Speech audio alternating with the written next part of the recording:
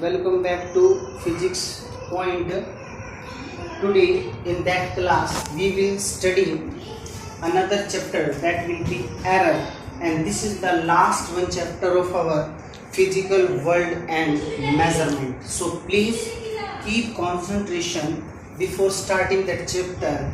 And one more thing that I want to tell you, after this error and classification of error, we will do some numericals that generally ask in exam or even your competitions also. So let us start the chapter. Actually, as the chapter name is error, first of all we have to understand what is error. Since this is the chapter of our physics, but in our physics there are lots of practicals exam generally take place for any class. So whenever a person or a student go inside a laboratory, then teacher generally do some practicals, and before doing practicals the teacher tells the students that you have to find that value. Suppose we have a value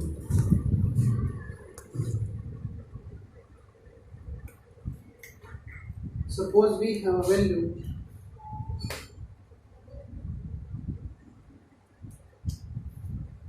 suppose we have a value that is true value, that is a true value. True value is generally that value which is provided by teacher to us so that we can solve the experiment and gets the answer. That is true value. But whenever we perform a practical we get a value that is called measured value, or this is called measured value. So true value and measured value have some difference. That difference is generally physics called error. So we can say error is generally related to a practical where we have performed an experiment and we found a little bit difference between a true value and a measured value. That small difference is called error. I hope you very well understand what is error. Now, since error in our physics classified into three main categories, the first one category is called systematic, or it called controllable error, while second class is called random error, and the third one error is called gross error.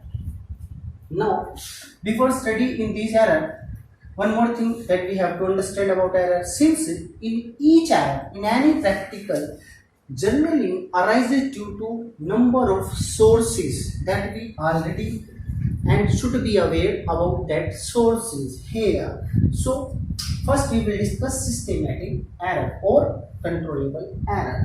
Controllable or systematic error generally are those error whose cause we know, means जिनके कारणों का हमें पता होता है वो generally systematic और controllable error होती है. इस टाइप की एरर प्लस टाइप की भी हो सकती है और नेगेटिव टाइप की एरर भी होती है, क्योंकि इनके कारणों का means there cause we already know, so it's can be easily minimized in our nature.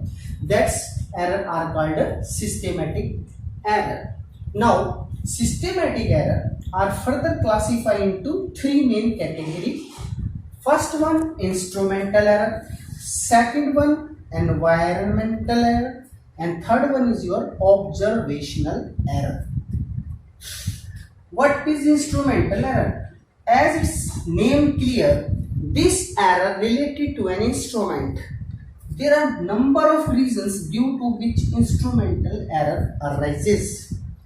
First, due to improper function of design, imperfection design. That means some instruments are designed but in a very rushed manner, due to which their giving results are not perfect suitable to our requirements. That's why these are called instrumental error. Second, misuse of measuring instrument. Sometimes a student have an instrument in his hand, but he does not know how this instrument works for finding the experimental or measured value. That is the second main reason behind the instrumental error. In this way, instrumental error arises in our daily life.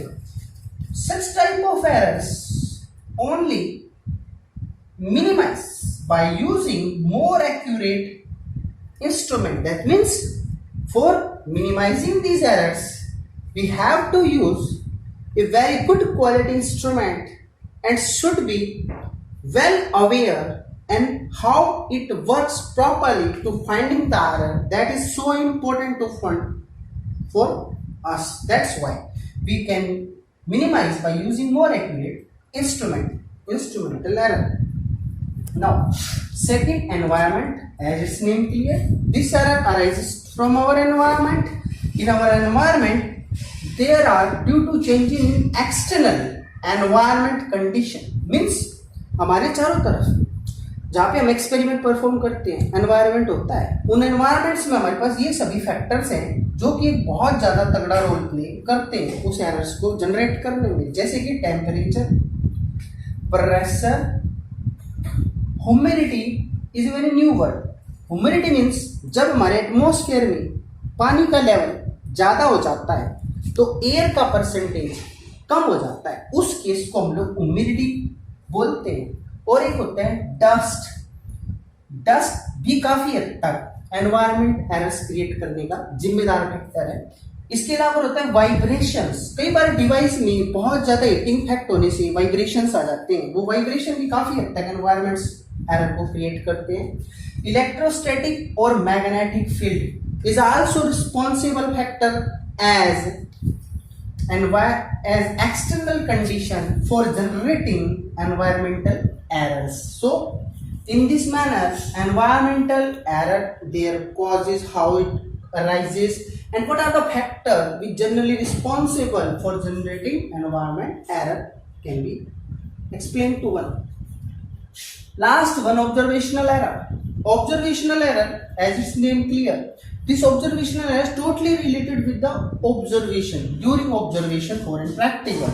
First, it arises due to the improper setting of the apparatus. Means any device we don't know how it will be set before taking the reading, that is also play crucial role for generating observational error. Or carelessness in taking observation, means sometimes students taking observation but his mind is not properly alert for taking reading. He is using his time to talking with any other person or his intention on any other things rather than taking observation. That's why its careless can be observed there. So we only say that observational error can be arises due to improper setting of the apparatus or carelessness in taking observation. That's what all about systematic error and their classification and their properly causes with their solutions. Now second class is random error. Now random error, as its name clear, this error arises in our nature due to following reasons. First, due to unknown cause. Since their cause we don't know, if their cause we don't know, how can we minimize by it? By us. Second, this type of error irregularly, means it can be sometimes in large amount, it can be sometimes in very low amount and have variable magnitude. So such type of errors are generally very tough for us to solve how these error will be minimized. Third, cannot be eliminated, means is such type of error cannot be completely finished. And last one, to minimize such errors, there is only one solution. You have to perform an experiment number of time and take the reading of all those number of time experiment and taking the mean, that mean value approximately close to true value, by which the random error cause will be removed and you will be minimized up to large extent a random error. In that manner, random error can be minimized, and these are the reason through which random error generally observed during a practical. Now third one class is gross error. Gross error. What about gross error? Gross error is a very humble and very top class error. Due to following reasons, these error can be generated. First, human carelessness means कोई practical जब बच्चा करेगा तो उसकी पूरी तरीके से लापरवाही इस एरर को क्रिएट करती है। इसलिए मानव का पूरी तरह से अलर्ट और इंटेंशन होना बहुत जरूरी है प्रैक्टिकल पे, ताकि ग्रोस एरर्स जनरेट ना हो। Second, mistake in reading instrument means sometime unknown बच्चा जब किसी इंस्ट्रूमेंट पे रीडिंग करने के लिए चला जाता है और वो किसी से बात भी नहीं करता और किसी बड़े से एडवाइस भी नहीं लेता, और वो जब रीडिंग लेता है तो वो गलती करता है बहुत बड़ी, जिसकी वजह से उसकी वो एक्सपेरिमेंट एम तक नहीं पहुंच पाता। जिस केस में हम लोग मानेंगे कि mistake in reading an instrument is also responsible factor for generating gross error. And third one is calculating or measuring instrument result means sometimes whenever we take the reading from an instrument and measure it, but during calculation we do not properly calculate and find the gets right result, that's also responsible factor for gross error. And the last, there are the two example or even three examples we can give it to show how gross errors can be seen. Taking reading of an instrument without setting. First, अगर हम लोग किसी device का use करना चाहते हैं but उस device को हम लोग यूज करने से पहले सेट नहीं करते कि वो रीडिंग कैसे लेगा, उससे पहले हर एक डिवाइस को पहले सेट करना होता है ताकि वो रीडिंग को आसानी ढंग से ऑब्जर्व कर पाए, ले पाए।